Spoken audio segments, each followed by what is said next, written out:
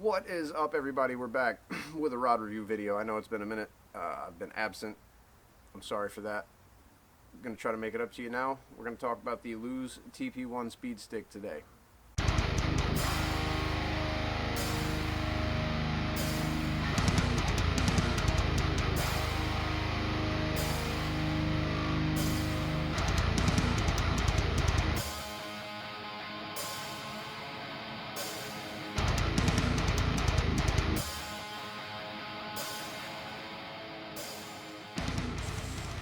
Alright, so the Lose TP1 Speed Stick. This is a Tournament Performance Series by Lose. This is something, they have an entire line of rods, and this is something that I picked this rod up in a tournament at a raffle like 2 years ago. I've been using it ever since. So the TP1 series is interesting because you get a pretty good quality light blank. It's an IM8 graphite blank, which, if you don't know what the IM8 ratings on graphite rod blanks are, it's basically just a modulus count, which means the higher the modulus count in graphite is, the less material can be used to make a rod. So you could make something with the same durability in an IM6 blank. If you were using IM8, you could use less material. So basically, this just means that you have a lighter, more sensitive rod with a higher load rating with less material. So it's a pretty light blank. It's fairly well balanced. It's something that I go to now for swim jigs pretty much only. I have something else that I throw most of my other move and reaction baits, but that's what I was throwing on this for a little while, was moving and reaction type baits. So it doesn't really need to be super sensitive, but it is a very well powered rod. It's a 7-foot medium heavy. I don't have any other rods in this line, but this is what they consider their multi-purpose rod. And for me, it definitely pretty much just filled the bill for moving baits, for spinner baits, baits, swim jigs, all that type of stuff. So right now I'm typically running this with a Shimano SLX 6.3-1 with 20-pound fluorocarbon, and again, there's pretty much always a swim jig tied on.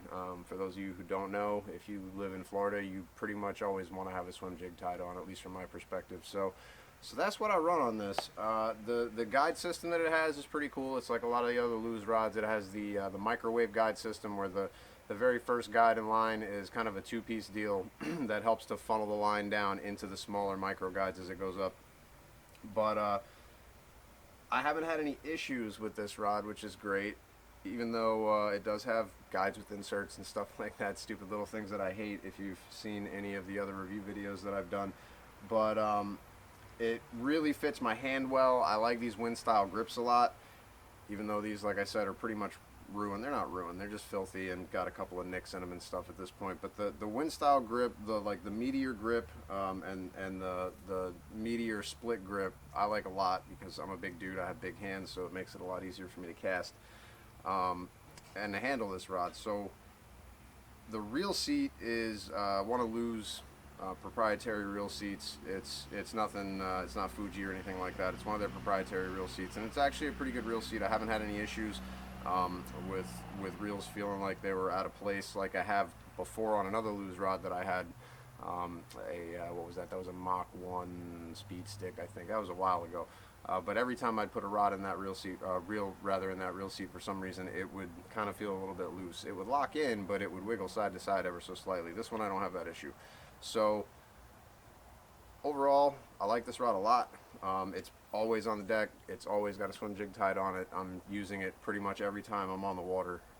So putting it through that type of abuse, as long as I have, it's held up very well. I've had no stupid issues with it, no breakages, no cracks, no nothing. Now, being that this is an IM8 blank and there's less material involved, that means that it is more susceptible to like impact fractures and stuff. So you have to be careful. You're not super abusive with it, because you could crack it, weaken it, and then maybe, you know, it breaks while you're in the process of casting or landing a fish or something. So something to keep in mind when you go with a higher modulus blank. Now, the really cool thing about this is it's $100. I kind of left that out in the beginning.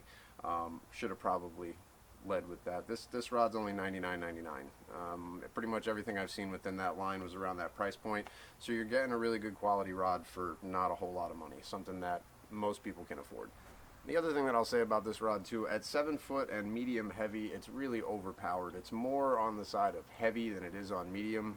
I could even see possibly using this to throw a frog on, put 40-pound braid on it and throw a frog, because really wrenched some big fish out of some sloppy, nasty cover with this thing. So for what it is, it's overpowered. Some rod companies tend to be over or underpowered, like the Ugly Stick that I did a review on not too long ago. I would say is a little bit underpowered. It's more on the medium side of medium heavy, makes it a little bit better for worming and stuff like that.